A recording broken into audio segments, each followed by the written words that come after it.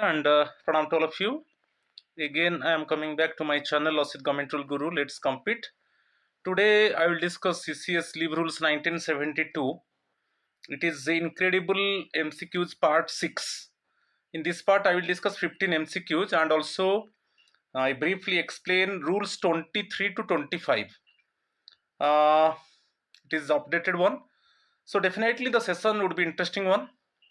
You get multiple choice questions according to the new pattern, and also briefly and lucidly, and any layman can also understand the rules 23 to 25. So my friends, please subscribe my channel, share my channel, like my channel, Osit Government Rule Guru. Let's compete. So if you see the video, please don't forget to click on the subscribe button. So my channel is Osit Government Rule Guru. If any doubt is there, join my WhatsApp number 8327782034. If any query is there, you can freely contact with me and clear your doubt. So now I am going to discuss incredible MCQs part 6 related to the CCS Leave Rules 1972. You see question number 1. When a government servant is recalled to duty, before the expiry of their leave, how is such a recall treated under Rule 23 of CCS Leave Rules 1972? It is voluntary, it is optional, it is compulsory in all cases, it is conditional upon the approval of the head of the office. यही है ना? तो आप CCS leave rules देखिए, rule position first में बता देता हूँ। रूल 23 उसका सबसेक्शन 3 देख लीजिए। इसमें क्लियरली मेंशन है कि कॉन्सर्न एम्प्लॉई ने छुट्टी लेकर गया, मगर कुछ अर्जेंट बेसिस में, इमरजेंसी बेसिस में उसका लीव एक्सपायरी नहीं हुआ, मगर उसको रिकॉल कर दिया गया before expiry of the leave. ठीक है, तो ये वॉल्यूंटरी होगा, जो रिकॉल किया जाएगा ये वॉल्यूंटरी होगा, ना ऑप्शनल होगा, ना कंपल्सरी इन ऑल केसेस, ना conditional upon the approval of the head of the office. According to rule 23 subsection 3 it is compulsory in all cases, क्योंकि only emergency case, urgent case में concern employee का leave expiry नहीं हुआ, मगर उसको recall कर दिया जाएगा। एक एग्जांपल मैं दे देता हूं। सपोज आप ईएल ले लिया, ठीक है, जुलाई 21 टू 30, 10 डेज का आप ईएल ले लिया। ठीक है, क्लियर, 10 डेज का ईएल ले लिया, मगर आपको एक ऑर्डर मिला 24th में, आपको ऑर्डर रिसीव हुआ कि आप अर्जेंटली आकर ड्यूटी ज्वाइन करो, क्योंकि आपका 30 जुलाई में कंप्लीट होना चाहिए। तो आपको 24th में ऑर्डर मिला, तो 25th में आप जर्नी स्टार्ट करेंगे। ठीक है, आपको ऑर्डर 24th में मिल रहा है। जब आप जर्नी स्टार्ट करेंगे टुवर्ड्स योर हेडक्वार्टर, ठीक है, तब आपको ट्रैवलिंग अलाउंस मिलेगा और ड्यूटी में काउंट किया जाएगा। जब आपका जर्नी स्टार्ट हो जाएगा, ड्यूटी में काउंट होगा। ठीक है, उसको भी पूरा मैं एक्सप्लेन करूंगा, मगर ये रूल है क्योंकि अभी ईएल एक्सपायरी नहीं हुआ है, मगर अर्जेंट बेसिस में आपको रिकॉल कर दिया गया। तो ये क्या है, कंपल्सरी इन ऑल केसेस। ठीक है, इस तरीका का जो रिकॉल होता है वो कंपल्सरी इन ऑल केसेस। तो option C is the correct answer. Rule position rule 23 subsection 3 details में बताऊंगा, रूल 23 को एक्सप्लेन करूंगा मैं। ठीक है, क्वेश्चन नंबर 2 देख लीजिए। Question number 2, if a government servant is recalled from leave within India, from which date are they treated as on duty? Suppose दो कंडीशन है इसमें, एक है विद इन इंडिया और एक है outside of India. Suppose outside क्या है, आप लीव लेकर अब्रोड चले गए, आप लीव लेके अब्रोड चले गए और आपको रिकॉल किया जाएगा अब्रोड से। और within India, within India तो वेरी कॉमन है। तो if a government servant is recalled from leave within India, from which date are they treated as on duty? मैं बताया था, जैसे कि एग्जाम्पल मैं दे देता हूं। जैसे अभी मैं बताया था कि सपोज जुलाई 21 टू 30 आप 10 डेज 10 ईएल ले लिए और आपको 24th में रिकॉल ऑर्डर मिला। ठीक है, तो आपका जर्नी स्टार्ट होगा 25 में, आपका जर्नी स्टार्ट हुआ, ठीक है, आपका जर्नी स्टार्ट हुआ टुवर्ड्स हेडक्वार्टर। तो वंस जर्नी स्टार्ट हुआ मीन्स वो उसको ड्यूटी में काउंट किया जाएगा। From which date are they treated as on duty? जब आपका जर्नी स्टार्ट होगा, when you start your journey and moving towards your headquarter, okay, your office headquarter जब आप मूव करेंगे, उसी से हम ड्यूटी मानेंगे, ऑन ड्यूटी मानेंगे, ठीक है। तो मेरा इमेजिनरी एग्जांपल में 24th में आपको रिकॉल ऑर्डर मिला एंड 25th में आप जर्नी स्टार्ट किए टुवर्ड्स हेडक्वार्टर, तो आपको 25th जो है वो ड्यूटी में माना जाएगा। जब आपका जर्नी स्टार्ट होगा तब आपको ड्यूटी में माना जाएगा, ठीक है। अच्छा, क्वेश्चन में देखेंगे। अच्छा, रूल पोजीशन बता देता हूं। रूल आप देखिए 23 सबसेक्शन 3 है, उसका बीट ए देख लीजिए, इसमें क्लियरली मेंशन है। अच्छा, उसमें 4 options given, from the date they reach their duty station, from the date the recall order is issued, from the date on which they start for the station to which they are ordered, from the date their original leave was scheduled to end. तो option C is the correct answer, क्योंकि जिस date में आप आपका journey start करेंगे, okay, towards the station where you got the order, तो आपका headquarter से ऑर्डर आया, आपको रिकॉल मिला, ठीक है, कि आप इमीडिएटली आकर ड्यूटी ज्वाइन करो क्योंकि इमरजेंसी है, अर्जेंसी है, ओके, एक्सीजेंसी बेस में आपको रिकॉल किया जा रहा है। तो एक डेट में ऑर्डर मिला और जिस डेट में आप आपका जर्नी स्टार्ट करेंगे तो उसी डेट से उसको हम ऑन ड्यूटी मानेंगे, ठीक है, क्लियर। तो option C is the correct answer.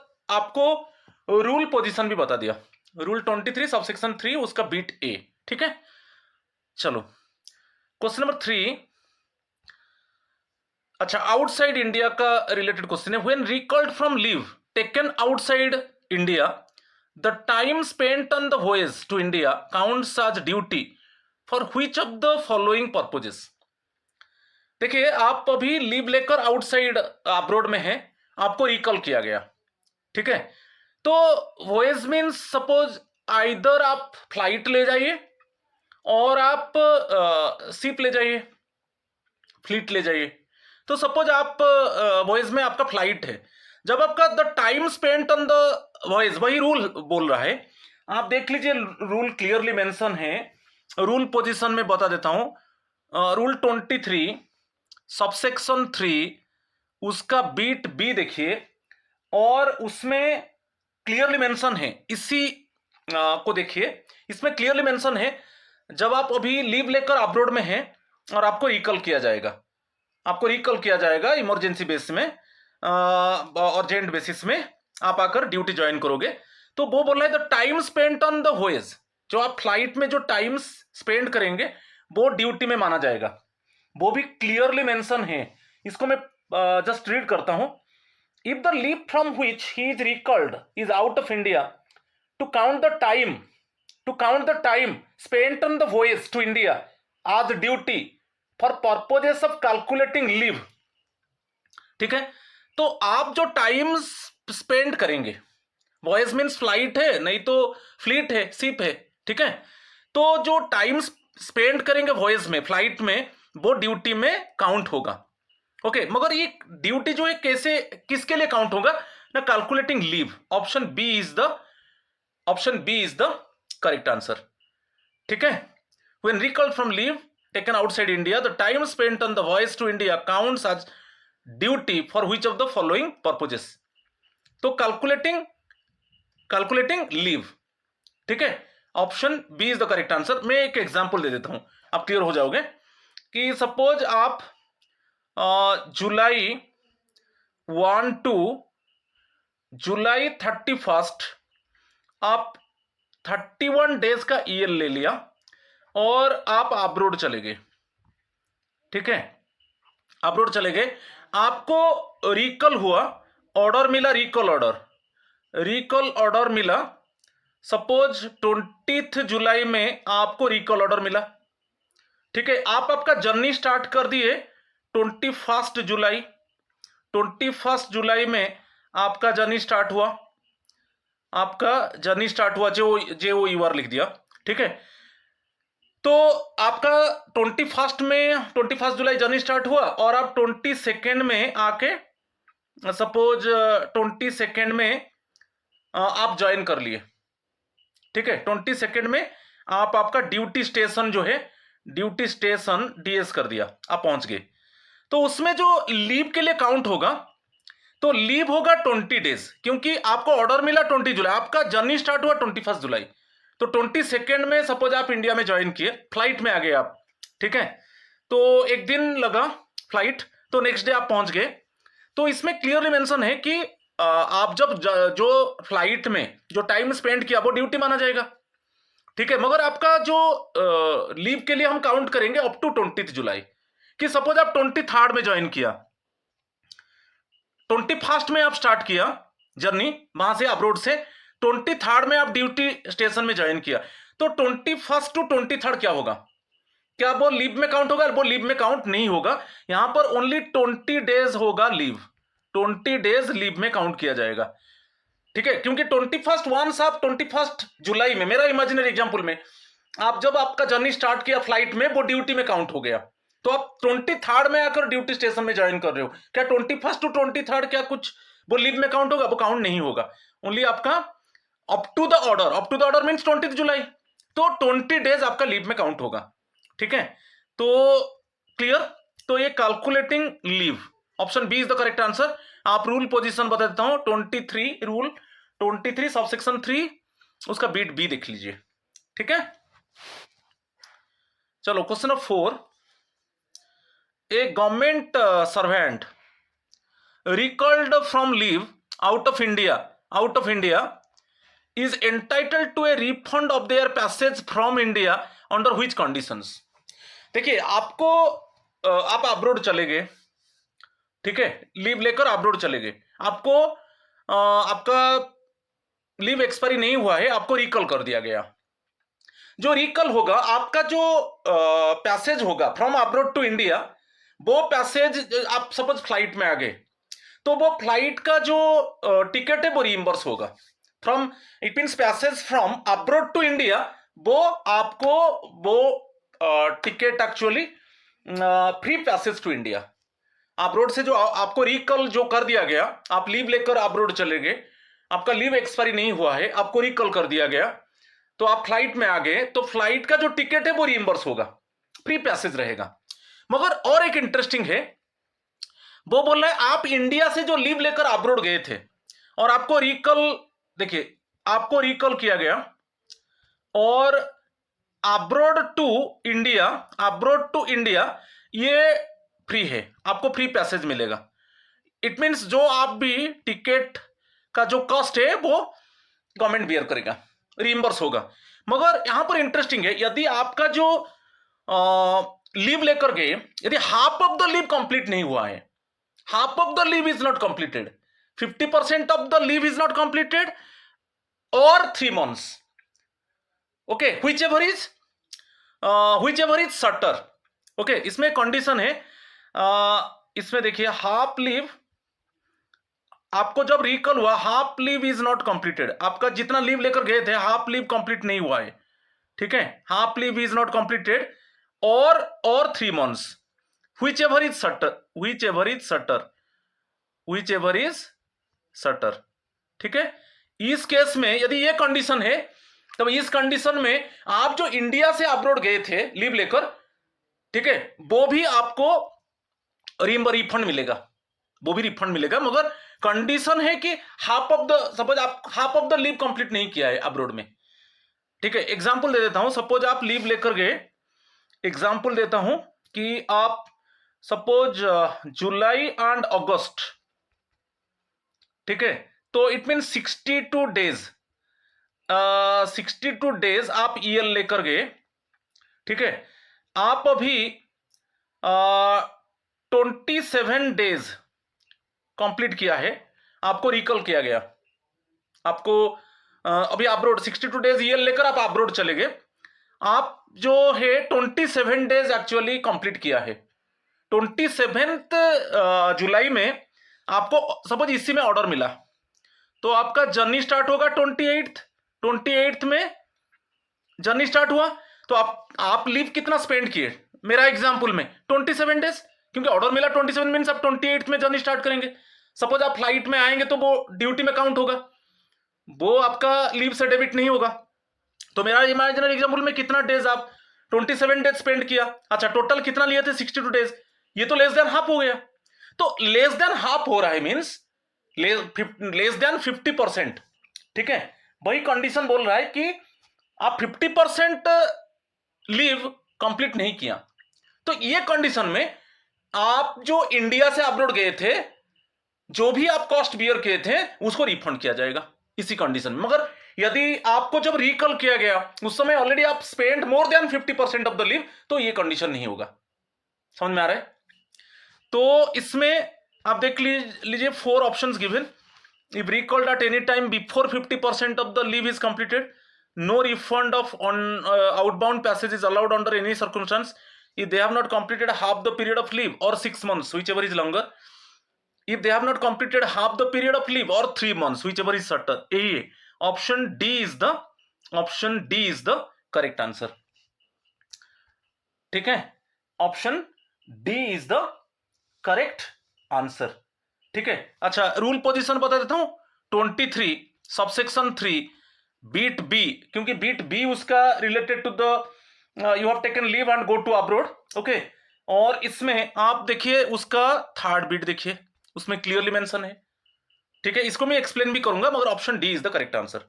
ठीक है, चलो अभी रूल्स को एक्सप्लेन करेंगे, रूल 23 को एक्सप्लेन करेंगे। रूल 23 आप देख लीजिए, रूल पोजीशन को देख लीजिए। Rule position rule 23, recall to duty before expiry of leave।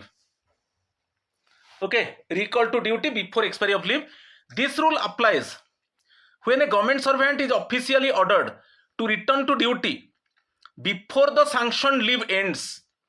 such a recall is always treated as compulsory। मैं बताया था क्या, जो आपको रिकॉल किया जाएगा, आपका लीव जितना दिन आप लीव लेकर गए, जितना लीव सैंक्शन हुआ, वो एक्सपायरी नहीं हुआ है, आपको रिकॉल किया जा रहा है।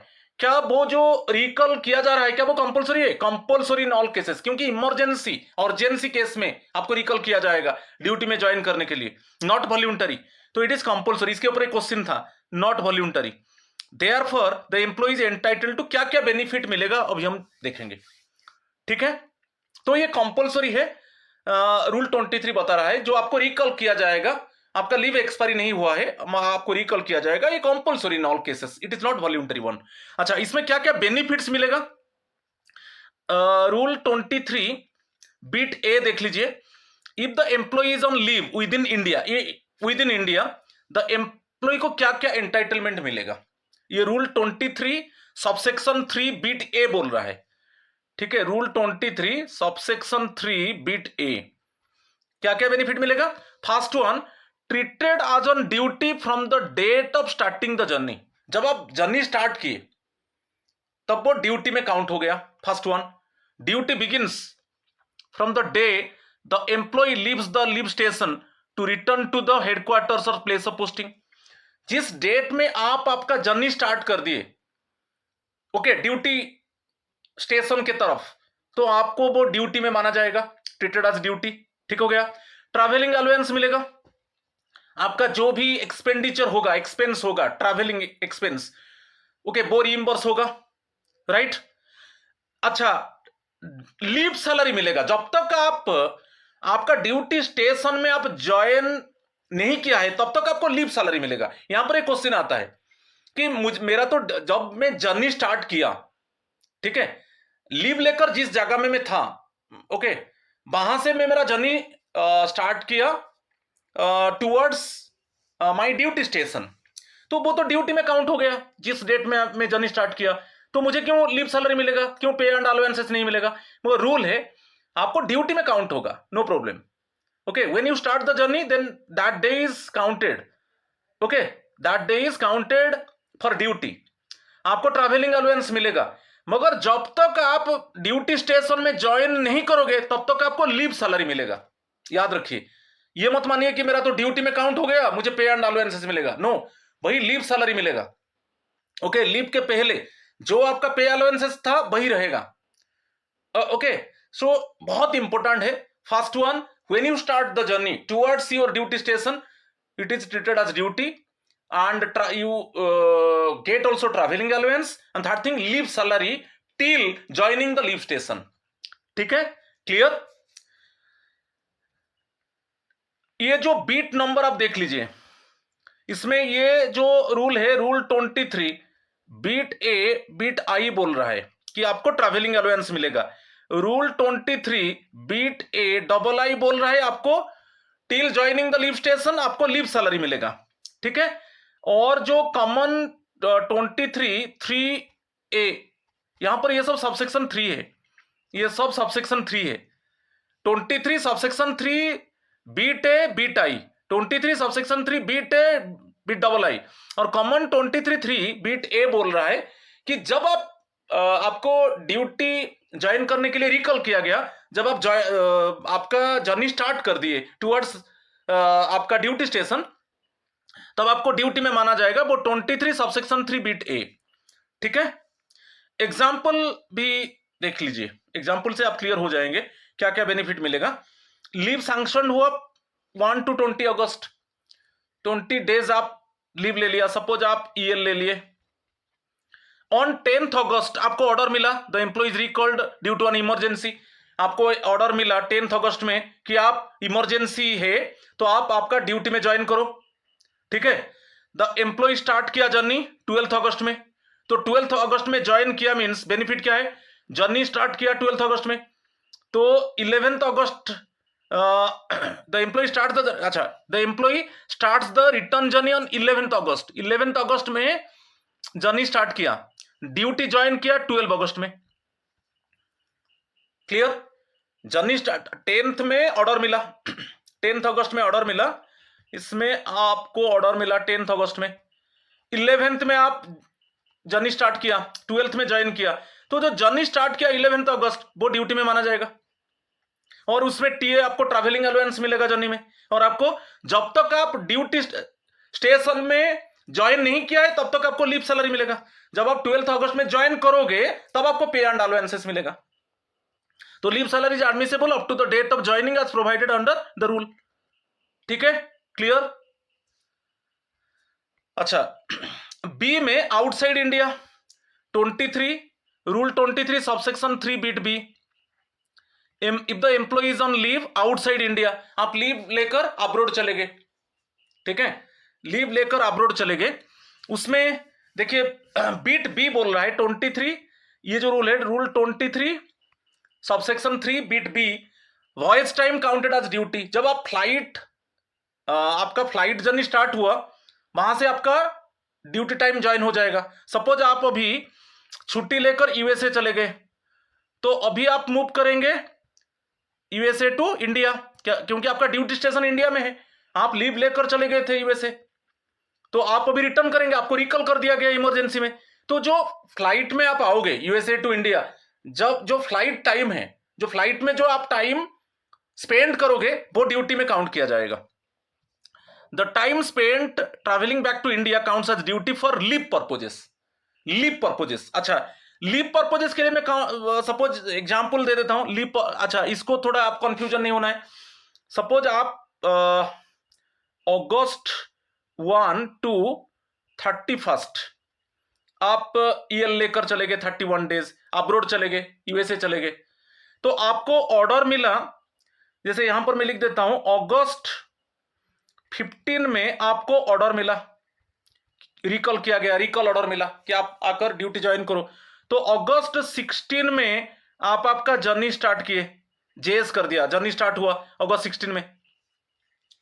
ठीक है, तो आपका जर्नी स्टार्ट हुआ मीन्स आप फ्लाइट में आएंगे, जो फ्लाइट में जब जो टाइम स्पेंड होगा वो ड्यूटी में माना जाएगा। तो यहां पर जो लीव है 15 डेज, यहां पर जो हम लीव जो आप ईएल लेकर गए थे 31 डेज, मगर यहां पर जो लीव होगा वो 15 ईएल होगा। उसके बाद आपका जो जब जर्नी स्टार्ट हो जाएगा, जब आपका फ्लाइट, वही बोल रहा है आप फ्लाइट में आएंगे यूएसए टू इंडिया, तो वो फ्लाइट जर्नी जो टाइम होगा सपोज 24 आवर्स लगेगा, तो वो लीव से डेबिट नहीं होगा, ओनली 15 डेज ईएल आपका डेबिट होगा, मगर 31 डेज ईएल आप लेकर गए थे। ठीक है, तो जब आप अगस्त 16 में आपका जर्नी स्टार्ट हुआ, आपका जो जर्नी, आप फ्लाइट में आप जर्नी करोगे, तो वो लीव से डेबिट नहीं होगा, याद रखिए। तो लीव पर्पजेस के लिए ये काउंट होगा, जो आपका ड्यूटी माना जाएगा। वो ये रूल बोल रहा है कि आपका voyage time counted as duty. ठीक है, लीव सैलरी मिलेगा जब तक आप आपका ड्यूटी स्टेशन में ज्वाइन ना कर लो, तब तक आपको लीव सैलरी मिलेगा। और फ्री पैसेज टू इंडिया, जो इंडिया आप आओगे वो जो भी आप कॉस्ट बियर करोगे वो रीइंबर्स होगा। और रूल पोजीशन देखिए, voyage time counted as duty, flight time counted as duty, वो बोल रहा है रूल 23(3) सबसेक्शन बी। उसका बीट आई है लीव सैलरी के ऊपर। अच्छा, उसका बीट डबल आई है free passage to India. Clear, rule position बहुत इंपॉर्टेंट है। Next one, refund of outward journey. अच्छा, आउटवर्ड जर्नी, जब आप इंडिया से जो आप यूएसए गए थे, मेरा इमेजिनरी एग्जांपल में, वो कब रिफंड होगा? वो कब रिफंड होगा? यदि आप जितना लीव लिए थे उसका 50% आप कंज्यूम नहीं किया है, उसका 50% आप कंज्यूम नहीं किया है, और आप आकर ड्यूटी स्टेशन में ज्वाइन कर रहे हो, तो उस केस में आप जो इंडिया से यूएसए जो आप कॉस्ट बियर किए थे वो भी रिफंड होगा। तो यहां पर दे दिया, if the employee has used less than half of the sanctioned leave, half less than, ये देखिए इसको, less than half of the sanctioned leave period और 3 months whichever is shorter before being recalled, the government refunds the cost of the outward journey from India। जो abroad से India आ रहे हो तो वो तो फ्री है, फ्री पैसेज है। मगर यहां पर मोस्टली इंटरेस्टिंग है, आप देख लीजिए, आप जितना दिन लीव आपका सैंक्शन हुआ था वो तो एक्सपायरी नहीं हुआ, तो आपको रिकॉल किया जा रहा है। आप अब्रोड से आकर फिर ज्वाइन करोगे, आप देखिए कितना डेज आप कंज्यूम किया। यदि लेस देन 50% लीव को आप कंज्यूम किया, तब आप एंटाइटल है, जो इंडिया से अब्रोड गए थे जो भी कॉस्ट बियर किए थे वो रिफंड होगा। तो एक कंडीशन है कि you consume less than 50% of the sanctioned leave और 3 months which ever is shorter. Clear, ये बहुत इंपॉर्टेंट रूल है, रूल 23 सबसेक्शन 3 बीट बी उसका ट्रिपल आई। ये रूल पोजीशन के ऊपर भी क्वेश्चन आ रहा है। ठीक है, क्लियर। और आपको ट्रैवलिंग अलाउंस कब मिलेगा? जब आप इंडिया में पहुंच जाओगे, जब आप इंडिया में एयरपोर्ट में पहुंच गए, सपोज न्यू दिल्ली में पहुंच गए, आपका ऑफिस सपोज भुवनेश्वर में है, तो दिल्ली टू भुवनेश्वर जो आप मूव करोगे वो ट्रैवलिंग अलाउंस मिलेगा। Travelling allowance in India free passage है। अब्रोड से जो आप आओगे, जो फ्लाइट जर्नी होगा वो कॉस्ट को बियर किया जाएगा। फिर जब ट्रैवलिंग अलाउंस का बात आएगा, जब आप इंडिया में एयरपोर्ट में पहुंच गए, वहां से आप आपका जो स्टेशन है, ड्यूटी स्टेशन आप मूव करेंगे, वो वहां तक आपको ट्रैवलिंग अलाउंस मिलेगा। TA is admissible from the place of landing in India to the place of duty, travelling allowance मिलेगा। TA is admissible from the place of landing in India to the place of duty. Okay, जो भी travel expense होगा वो मिलेगा। Clear. तो example देख लीजिए, यहां पर एग्जाम्पल देख लीजिए, आप क्लियर हो जाएंगे। ठीक है, एक दिया है कि लीव अब्रोड 120 डेज आपको लीव दिया गया, आप अब्रोड चले गए, employees recalled after 40 days, 40 days आप कंज्यूम किया है, आपको रिकॉल कर दिया गया। अच्छा, आप देखिए कितना लेस देन 50% ना मोर देन 50% आप कंज्यूम किए। Since 40 days is less than half of 120 days, half of the 120 days is 60 days, तो उससे तो आप लेस कंज्यूम किया। तो क्या क्या बेनिफिट मिलेगा? जो अब्रोड से इंडिया आओगे वो फ्री पैसेज है, और यहां पर लेस देन 50% है। यहां पर देखिए लेस देन 50% है, मींस आप इंडिया से जो अब्रोड गए थे वो रिफंड होगा, जो कॉस्ट बियर किए थे, क्योंकि आपका यहां पर जो आप स्पेंड किया अब्रोड में जो लीव लेस देन 50% है। लीव सैलरी मिलेगा till joining the duty station.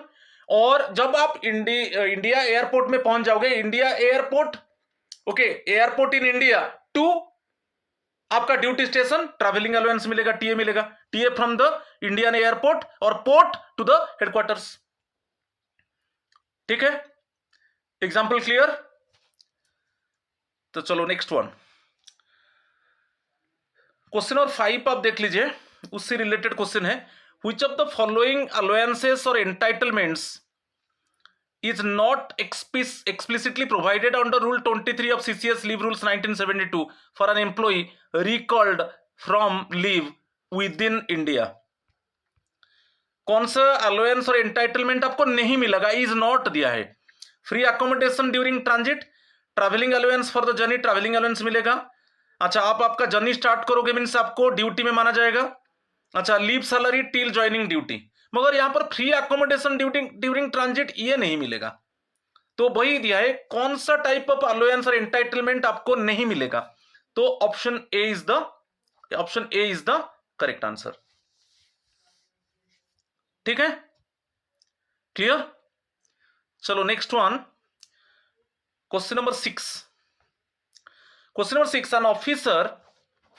an officer who proceeded on leave preparatory to retirement LPR wishes to cancel the unexpired portion of his leave and return to duty. Whose consent or permission is required for him to return to duty? Rule 24 का बात है। ठीक है, आप देख लीजिए rule 24 LPR के ऊपर, इसमें क्लियरली रूल 24 सबसेक्शन 2, ये रूल पोजीशन को देख लीजिए, इसमें क्लियरली मेंशन है आप LPR कब लिया जाता है? जब जस्ट बिफोर सुपरएनुएशन, आपका रिटायरमेंट के पहले आप मैक्सिमम 300 EL आप LPR ले सकते हो। मैक्सिमम 300 EL आप LPR के लीव प्रिपेरेटरी टू रिटायरमेंट ले सकते हो। ठीक है, रूल पोजीशन आ गया और ये भी क्लियर हो गया। LPR क्या है? Just before superannuation maximum 300 days EL आप लीव प्रिपेरेटरी टू रिटायरमेंट ले सकते हो। सपोज मेरा एग्जांपल में आप LPR लिए थे सपोज 120 डेज, LPR लिए थे 120 डेज। ठीक है, और आप सपोज 80 डेज कंज्यूम किया है, स्पेंड किया है 80 डेज, आप आकर फिर ज्वाइन करना चाहते हो। आप लिए थे 120 डेज EL LPR के आकर में, मगर अभी 80 डेज स्पेंड किया है, आप फिर आकर ड्यूटी में ज्वाइन करना चाहते हो। तो किस अथॉरिटी का कंसेंट चाहिए? ऑटोमेटिकली आप तो ज्वाइन नहीं कर सकते। किस अथॉरिटी का? आपका अपॉइंटिंग अथॉरिटी, याद रखिए, नॉट लीव अथॉरिटी, आपका अपॉइंटिंग अथॉरिटी जो आपको अपॉइंटमेंट दिया था उनका परमिशन चाहिए।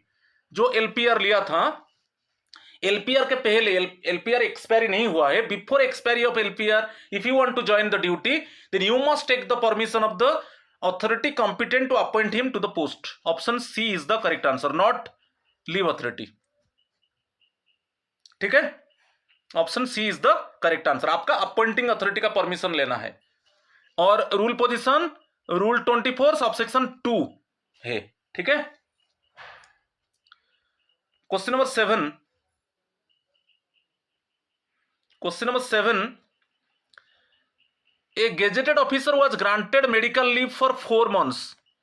Upon recovery, he produced a fitness certificate issued by the chief medical officer. Under which condition is this certificate valid without requiring a medical board examination? ये दिया है, gazetted officer was granted medical leave for 4 months. Upon recovery, he produced a fitness certificate issued by the CMO. Under which condition is this certificate valid without requiring a medical board examination? मगर याद रखिए, यदि आपका जो gazetted officer के लिए यदि मोर than 3 months होता है, लेस देन 3 मंथ्स कुछ प्रॉब्लम नहीं है। यदि आपका ग्रेटर देन 3 मंथ्स होगा तब आपका जो फिटनेस सर्टिफिकेट मेडिकल बोर्ड देगा, मेडिकल बोर्ड। ठीक है, मेडिकल बोर्ड, इसको भी एक्सप्लेन करेंगे। ये क्लियरली रूल है, रूल 24 सबसेक्शन 3 में क्लियरली मेंशन है, उसको भी हम एक्सप्लेन करेंगे क्योंकि आपको फॉर्म 5 में फिटनेस सर्टिफिकेट देना है। ठीक है, आप देख लीजिए, रूल पोजीशन में बता देता हूं, रूल 24 सबसेक्शन 3 और उसका बीट बी आप देख लीजिए, इसमें क्लियरली मेंशन है 24 सबसेक्शन 3 बीट बी में कि आप मोर देन 3 मंथ से गेजेटेड ऑफिसर के लिए, गेजेटेड ऑफिसर तो उसका मेडिकल बोर्ड फिटनेस सर्टिफिकेट देगा। So less than 3 months problem नहीं है, चाहे चीफ मेडिकल ऑफिसर हो, ठीक है, कि आपका मेडिकल सुपरिटेंडेंट हो, सर्जियन हो, स्टाफ सर्जियन हो, डिस्ट्रिक्ट मेडिकल ऑफिसर हो, वो सब दे सकते हैं less than 3 months fitness certificate.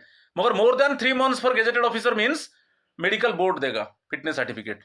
तो ये जो क्वेश्चन है, ऑप्शंस क्या दिया है देखिए, ये gazette officer can always submit A fitness certificate from A CMO regardless of leave duration if the medical board had explicitly stated at the time of granting the original certificate that he need not appear before another medical board, if the leave granting authority dispenses with the medical board requirement using discretionary powers, if the officer is returning to a non sensitive post।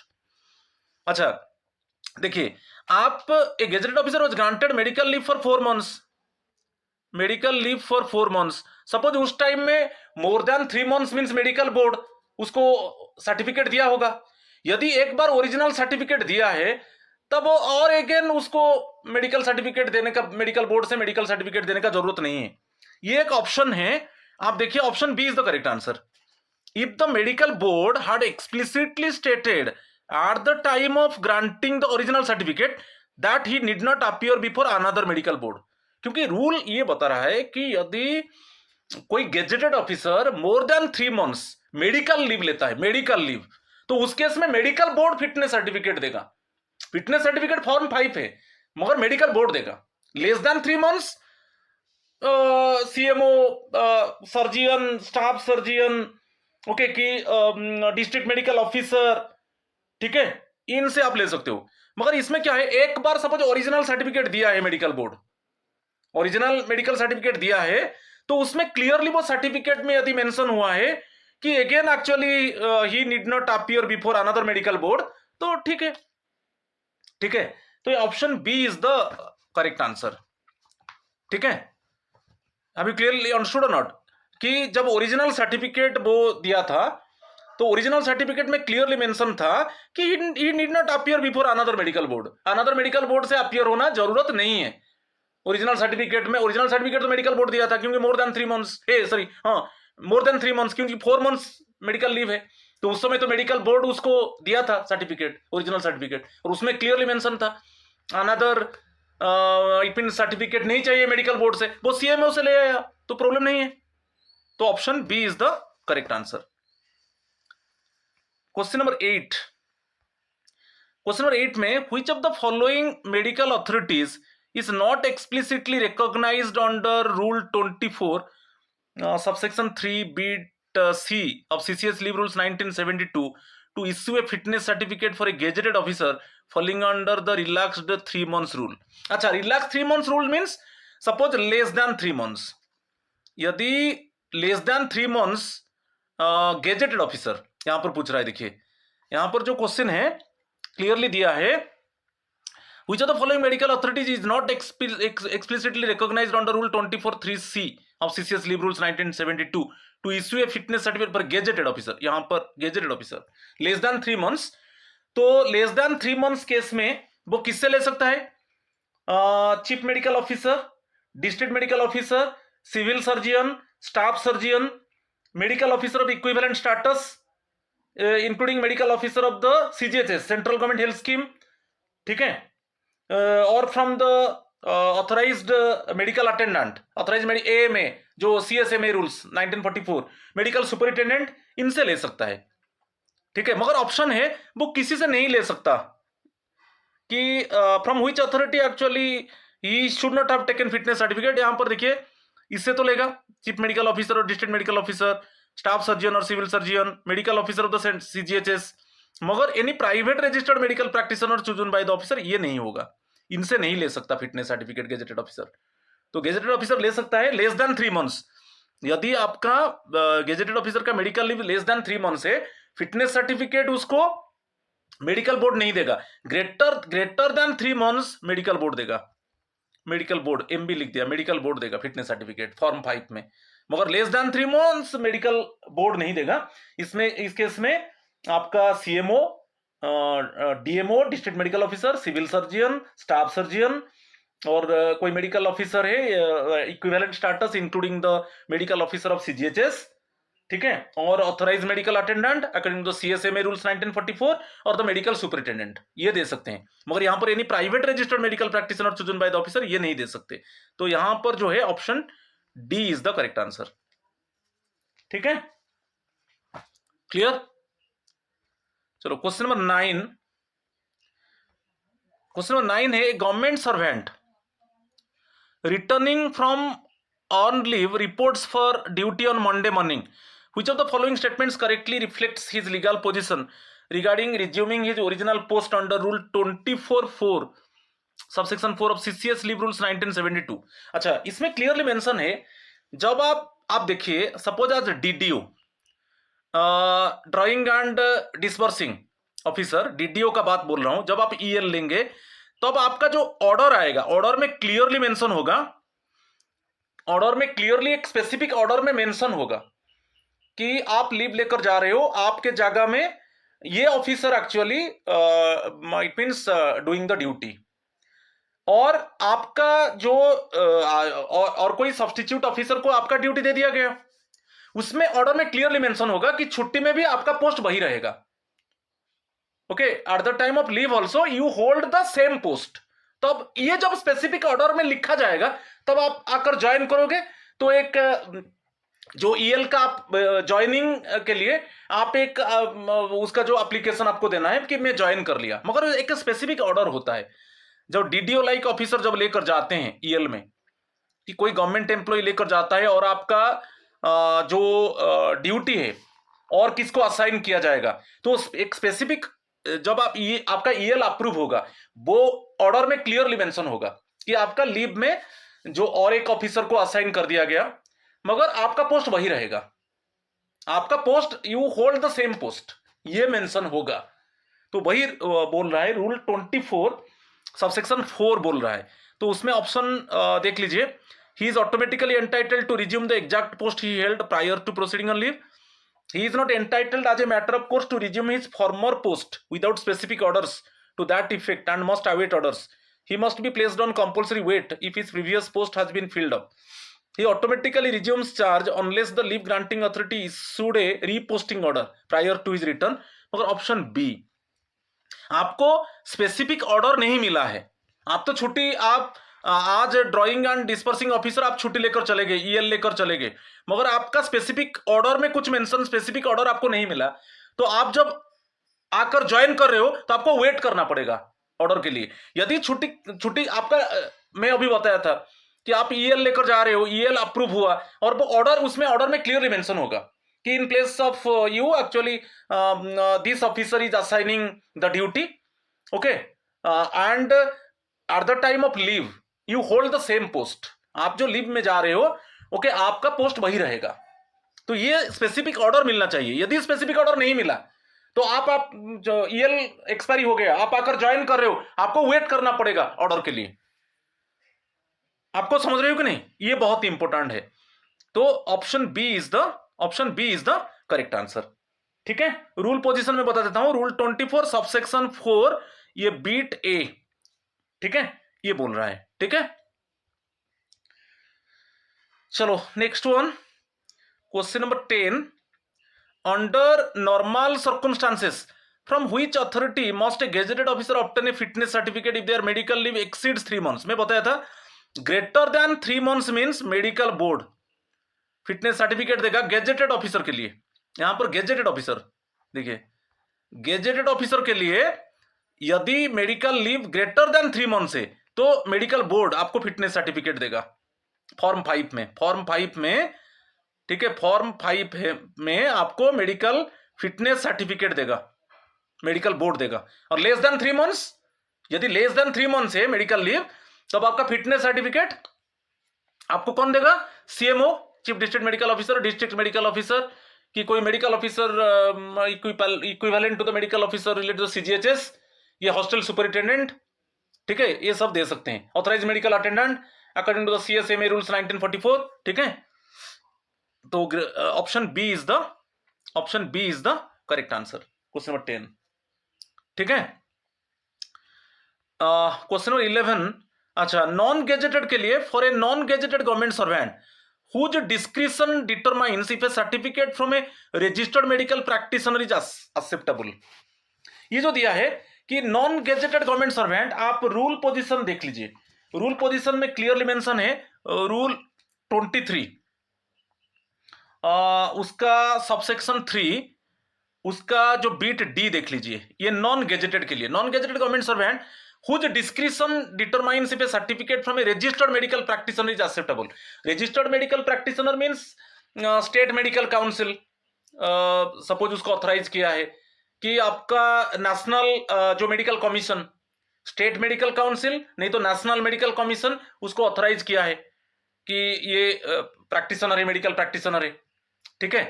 तो इस केस में registered medical practitioner से भी आप आपका fitness certificate ला सकते हो। आपका एम्प्लॉइंग अथॉरिटी, आपका एम्प्लॉइंग अथॉरिटी मीन्स आपका जो लीव अथॉरिटी है जिससे आप लीव लेकर गया, तो option D is the correct answer. Employing authority के पास है डिस्क्रिशनरी पावर, आप जो रजिस्टर्ड मेडिकल प्रैक्टिशनर से लेकर आए फिटनेस सर्टिफिकेट वो एक्सेप्ट होगा। और आपका जो लीव अथॉरिटी, एम्प्लॉइंग अथॉरिटी आपका जो हेड ऑफ द ऑफिस है, head of the office suppose जैसे स्कूल में प्रिंसिपल है, ठीक है, कॉलेज यूनिवर्सिटी में प्रिंसिपल है, ठीक है, क्लियर। तो option D is the correct answer, ठीक है। Question number 12, what is the maximum duration of medical leave a gazetted officer can take without strictly requiring a medical board certificate upon return? मैं बताया था कि यदि what is the maximum duration of medical leave, अच्छा up to 3 months, याद रखिए up to 3 months जो fitness certificate जो आपका ये गेजेटेड ऑफिसर का बात बोल रहा है, ठीक है, गेजेटेड ऑफिसर में बोल रहा है, GO means gazetted officer. Up to 3 months fitness certificate जो आप लाओगे वो मेडिकल बोर्ड का जरूरत नहीं है, इसमें मेडिकल बोर्ड का जरूरत नहीं है अप टू 3 months। मगर more than 3 months means medical board से आप फिटनेस सर्टिफिकेट लेकर आओगे फॉर्म 5 में। और गेजेटेड ऑफिसर जब मेडिकल लीव लेकर जा रहा है फॉर्म 3 है, मेडिकल जो आप लीव लेकर जा रहे हो फॉर्म 3 है, फिटनेस फॉर्म 5 है। और वही बोल रहा है कि अप टू 3 months यदि आपका मेडिकल लीव है गेजेटेड ऑफिसर के लिए, और आपका जो फिटनेस सर्टिफिकेट वो मेडिकल बोर्ड नहीं, जरूरत नहीं है आपको। सीएमओ, डिस्ट्रिक्ट मेडिकल ऑफिसर, आपका जो सुपरिटेंडेंट है, मेडिकल सुपरिटेंडेंट है, ऑथराइज मेडिकल अटेंडेंट है, सर्जियन है और आपका स्टाफ सर्जियन है, ये सब दे सकते हैं, ठीक है। मोर than 3 months means medical board, ठीक है। तो यहां पर आपको आंसर मिल गया, option D is the correct answer, question number 12। अच्छा अभी रूल पोजीशन को देखेंगे, बहुत इंपॉर्टेंट रूल पोजीशन है। अच्छा रूल 24 देखिए, rule 24 subsection 1, cannot return before leave ends. A government servant cannot return to duty before the expiry of the sanctioned leave unless the leave sanctioning authority permits it. यदि आप leave लेकर गए और आपका leave expiry नहीं हुआ है, आप चाहते हो कि आपका ड्यूटी में ज्वाइन करोगे, तो उस केस में आपका परमिशन लेना है, लीव सैंक्शनिंग अथॉरिटी का परमिशन लेना है। यदि लीव सैंक्शनिंग अथॉरिटी आपको परमिशन देते हैं तो आपका लीव एक्सपायरी नहीं हुआ है, आप आकर ज्वाइन कर सकते हो, मगर automatically you can not join because your leave is not expired. तो एग्जाम्पल देखिए, on leave 1 August to 20 August, 20 days आप ले लिए EL. Employee wants to join on 15 August, आप 15 अगस्त में ज्वाइन करना चाहते हो मगर आप ईएल लिए थे अप टू 20 अगस्त, तो automatically you can join on 15 अगस्त। तो आपका किसका परमिशन लेना है? लीव सैंक्शनिंग अथॉरिटी का परमिशन लेना है, ठीक है। ये रूल 24 सबसेक्शन 1 बोल रहा है। रूल पोजीशन देखिए, क्लियर। अच्छा next one, special rule for, अच्छा लीव प्रिपेरेटरी टू एलपीआर का बात बता रहा हूं। एलपीआर में रूल पोजीशन देखिए, रूल 24 सबसेक्शन 2 में बताया था एलपीआर कब मिलता है, जस्ट बिफोर सुपरएनुएशन। कितना एलपीआर मैक्सिमम ले सकते हो?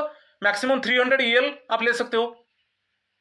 और जितना दिन आप एलपीआर लेकर गए वो एक्सपायरी नहीं हुआ है, फिर आप ड्यूटी ज्वाइन करना चाहते हो, तो किसका परमिशन चाहिए? Automatically you can not join, you have taken LPR but your leave preparatory to retirement is not expired, and then before expiry of LPR you want to join the duty, which permission actually you need? Automatically you cannot join। तो उसमें आपका appointing authority यहां पर leave authority नहीं है। Other case में leave authority का permission चाहिए, मगर यहां पर अपॉइंटिंग, जो आपको अपॉइंटमेंट दिया था, ओके, जो आपका अपॉइंटिंग अथॉरिटी है, आपका पोस्ट का जो अपॉइंटिंग अथॉरिटी है, उनका परमिशन जरूरत है, ठीक है। और rule 24(2), an employee on leave preparatory to retirement cannot rejoin duty unless the appointing authority specifically permits it. अच्छा, क्या है ना, employee is due to retire on 31 December, he takes LPR from 1 October, 1 अक्टूबर से वो एलपीआर ले लिया, 31 दिसंबर में वो उसका सुपर एनुएशन है, रिटायरमेंट है, 1 अक्टूबर से एलपीआर ले लिया, मगर 15 नवंबर में वो ज्वाइन करना चाहते हैं रिज्यूम ड्यूटी, ऑटोमेटिकल तो ज्वाइन नहीं करेगा, तो उसका अपॉइंटिंग अथॉरिटी का परमिशन लेगा, यदि अपॉइंटिंग अथॉरिटी परमिशन देते हैं वो आकर ज्वाइन करेगा। यहां पर लीव अथॉरिटी नहीं है, अदर केस में लीव अथॉरिटी, मगर यहां पर अपॉइंटिंग अथॉरिटी। ठीक है, इसके ऊपर एक क्वेश्चन भी था। चलो, रूल पोजीशन रूल 24 सबसेक्शन 2। ठीक है, चलो नेक्स्ट वन, ये मेडिकल लीव रिलेटेड है, रूल 24 सबसेक्शन 3 बीट ए, रिटर्न आफ्टर मेडिकल लीव। तो मेडिकल फिटनेस सर्टिफिकेट देना है आपको। ओके, आप जब मेडिकल लीव लेकर जा रहे हो, फिटनेस सर्टिफिकेट आपको देना है। A government servant who was on leave on medical certificate cannot resume duty unless he produces a medical fitness certificate, form 5 में। अच्छा, गेजेटेड ऑफिसर जो मेडिकल लीव लेगा उसका सर्टिफिकेट फॉर्म 3 था। ओके, जो आप मेडिकल लीव लेकर जाओगे उसको सर्टिफाई करेगा, okay, medical officer. Similarly non gazetted officer जो है उसका फॉर्म 4 है। ठीक है, और फिटनेस सर्टिफिकेट दोनों के लिए फॉर्म 5 है। फिटनेस सर्टिफिकेट जो है वो फॉर्म 5 है, दोनों के लिए फॉर्म 5 है। ठीक है, तो बिना फिटनेस सर्टिफिकेट आप मेडिकल लीव लेकर चले गए और बिना फिटनेस सर्टिफिकेट से आप ज्वाइन नहीं कर सकते। ठीक है, अच्छा, गेजेटेड ऑफिसर के लिए हम देखेंगे रूल 24(3), ये सबसेक्शन 3 है।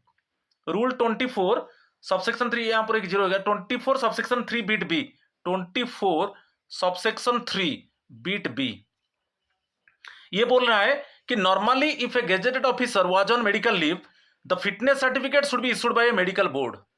तो generally medical board actually fitness certificate issue करता है, मगर इसमें एक्सेप्शन है। एक्सेप्शंस क्या है कि आपका medical leave up to 3 months medical board का जरूरत नहीं है, मेडिकल बोर्ड का जरूरत नहीं है। अप टू 3 मंथ्स आपको fitness certificate CMO, chief medical officer, और एक बार बोल देता हूं सुनिए, DMO, district medical officer, civil surgeon, staff surgeon, medical officer of equivalent status including a medical officer of the CGHS, और सीएसएमए रूल्स जो central civil services medical attendance rules 1944 के हिसाब से ऑथराइज मेडिकल अटेंडेंट, और the medical superintendent of the hospital.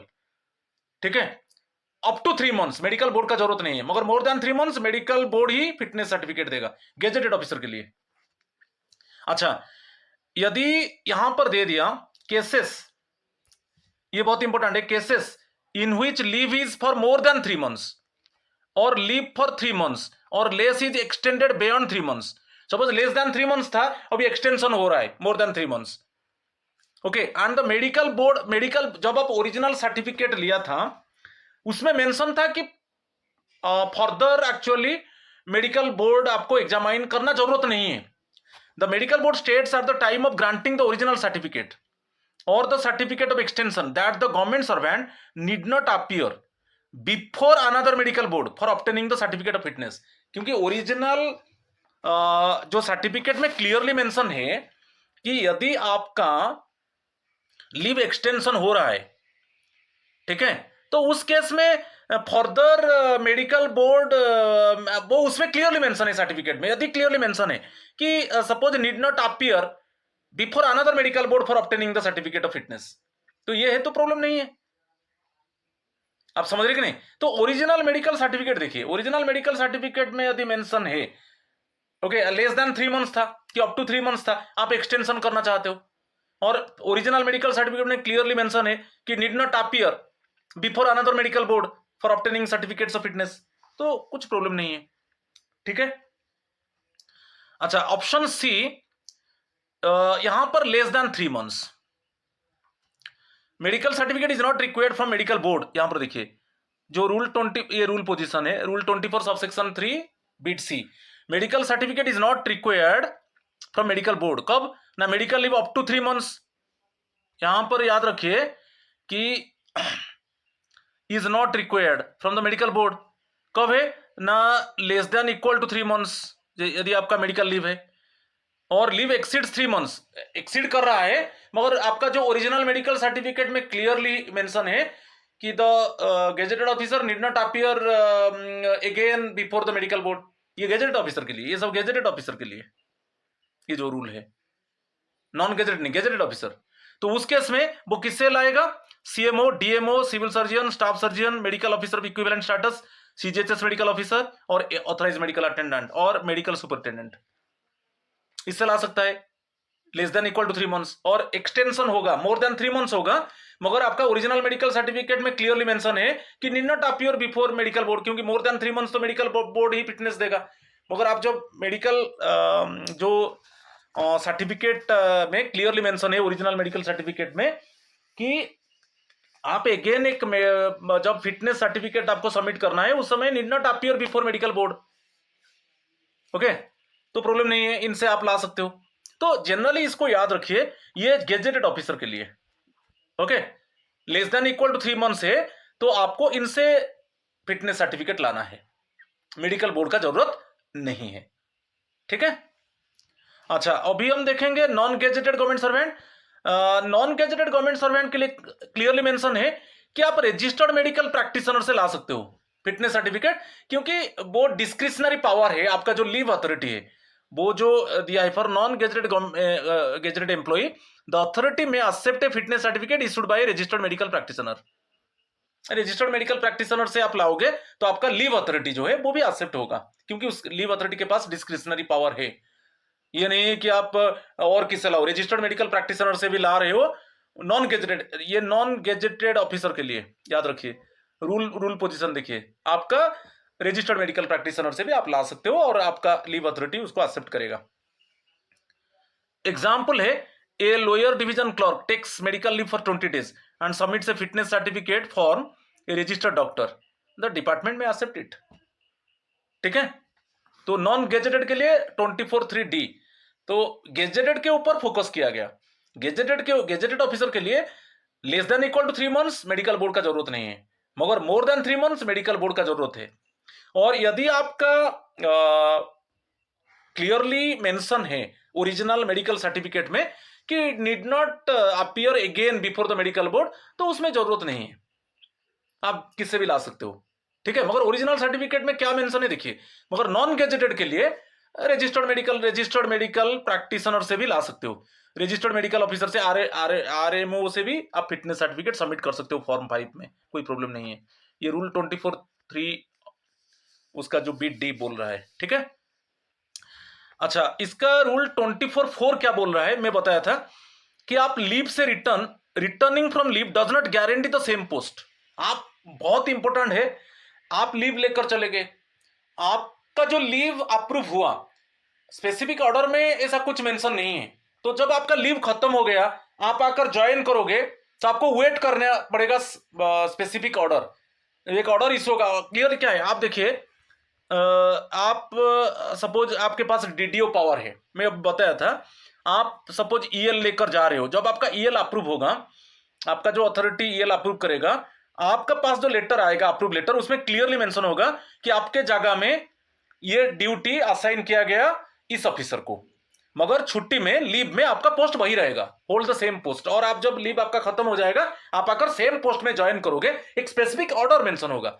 यदि वो specific order में mention नहीं है तब आपका लीव एक्सपायरी हो गया, आप आकर वेट करना पड़ेगा आपको स्पेसिफिक ऑर्डर का कि आपका सेम पोस्ट में आप ज्वाइन करोगे। ऑटोमेटिकली आपका ऑर्डर नहीं मिला, ओनली लीव अप्रूव हो गया, लीव खत्म हो गया, आप आकर ऑटोमेटिकली ज्वाइन नहीं कर सकते, क्योंकि स्पेसिफिक ऑर्डर आपको नहीं मिला कि आपका छुट्टी में सेम पोस्ट रहेगा और आप छुट्टी खत्म हो जाएगा, लीव खत्म हो जाएगा, आप आकर सेम पोस्ट में ज्वाइन करोगे, ठीक है। तो ये बहुत इंपॉर्टेंट है, रूल 24(4) सबसेक्शन ए बोल रहा है।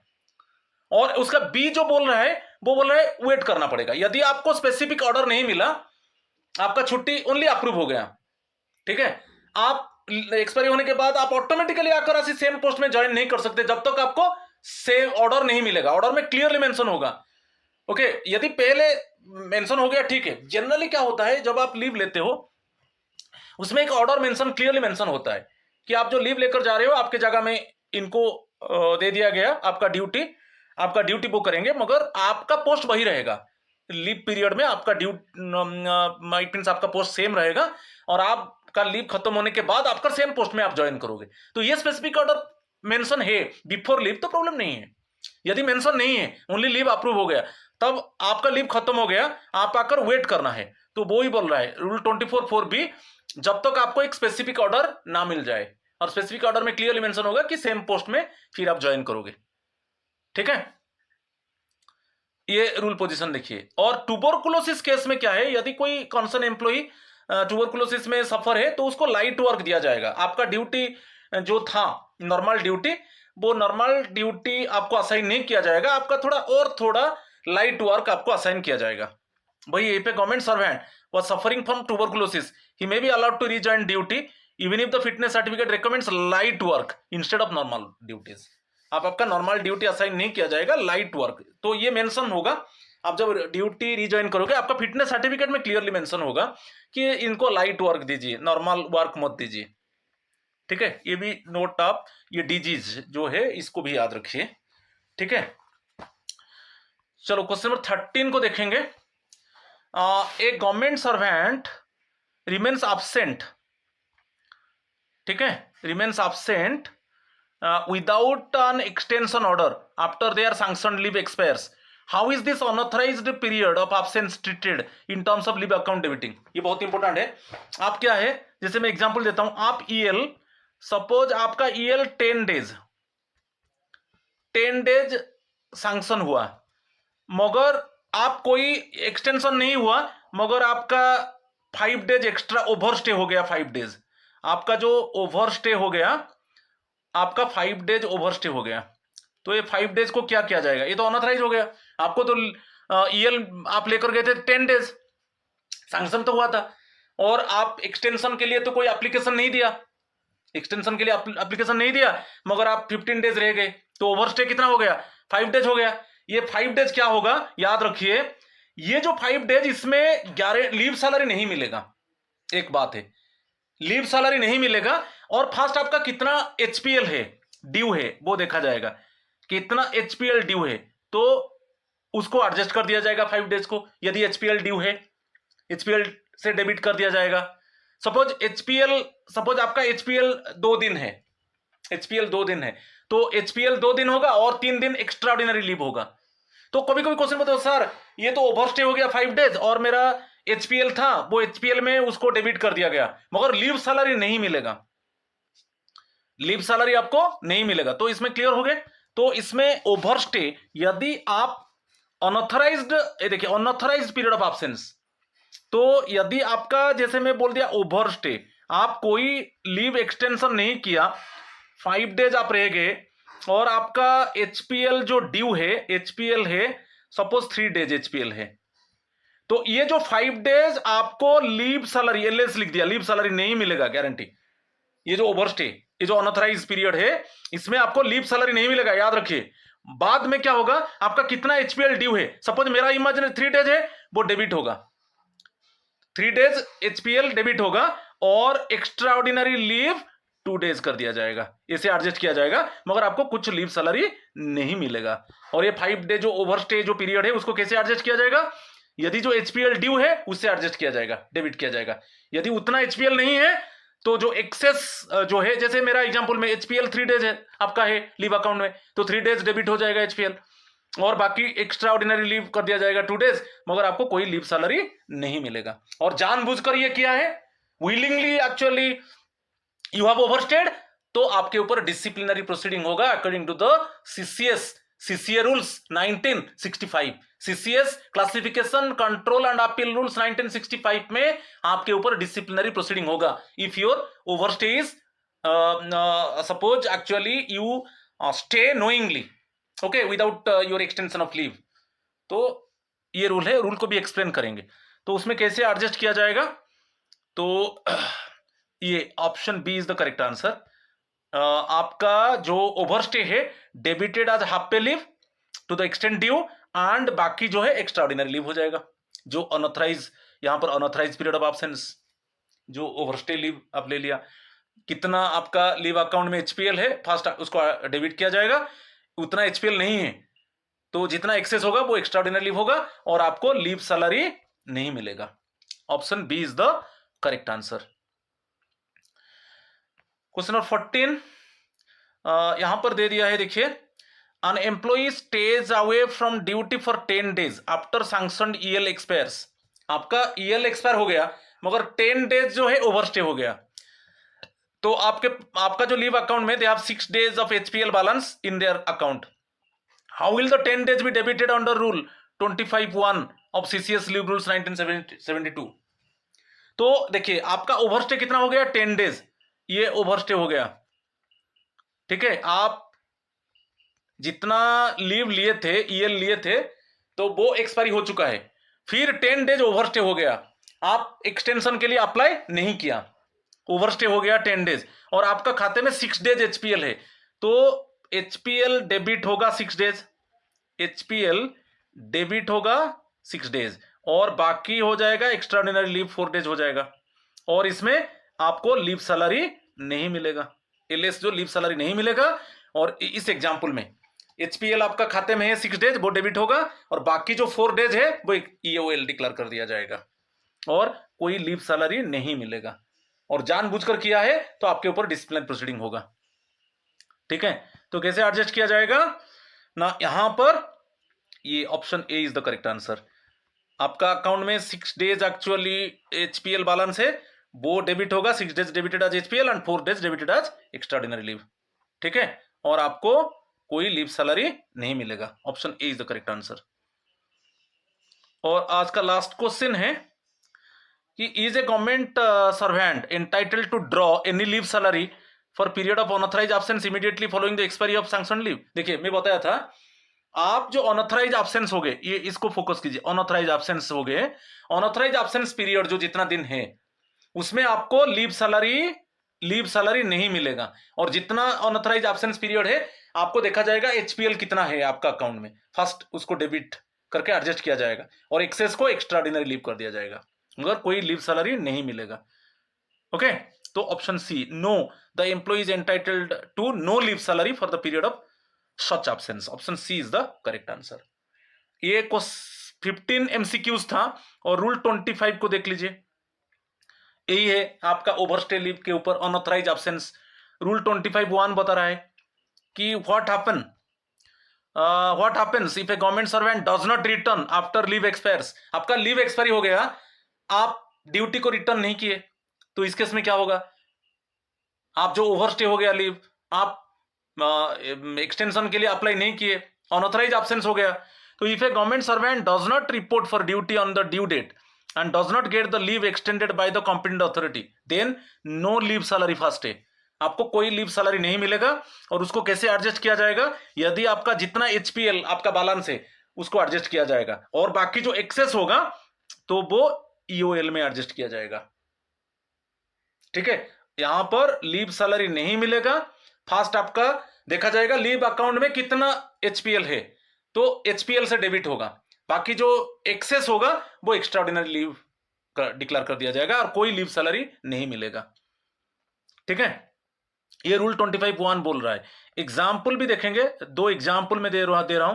एग्जाम्पल 1 में आपका लीव सैंक्शन हुआ 1 जुलाई टू 10 जुलाई, सपोज आप ईएल ले लिए मगर आप रिपोर्ट किए 16 जुलाई, 5 डेज 11 जुलाई टू 15 जुलाई आपका अनऑथराइज एब्सेंस हो गया, ओवरस्टे हो गया, अनऑथराइज एब्सेंस हो गया, तो इसको क्या किया जाएगा, तो उसमें क्या होगा, आपका दिया है कंडीशन में आपका एचपीएल 20 डेज है आपका खाते में बैलेंस है, सो यहां पर आपका जो 5 डेज ओवरस्टे आप कर गए इसमें आपको लीव सैलरी नहीं मिलेगा और ये आपका 20 एचपीएल है तो उससे 5 डेज को लीव सैलरी नहीं मिलेगा और 5 days are debited to HPL.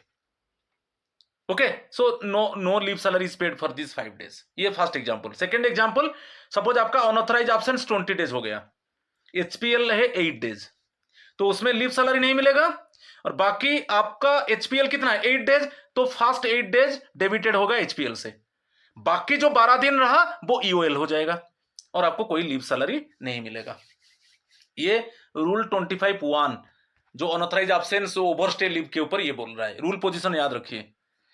और उसमें रूल 25(2) क्या बोल रहा है, यदि आपका विलफुल एब्सेंस होगा, आप जानबूझकर, यदि यदि आप क्यों आप ओवरस्टे हो गए, आप जस्टिफाई नहीं कर पाए, you must give the justification to the leave authority कि for what reason actually it means your leave actually it is excess than the sanctioned leave, it exceeds more than the sanctioned leave, why, तो आपको justification देना है।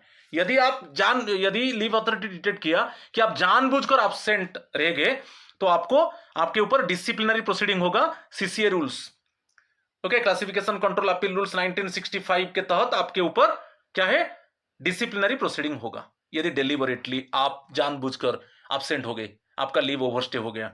तो ये rule 25 subsection 2 बोल रहा है।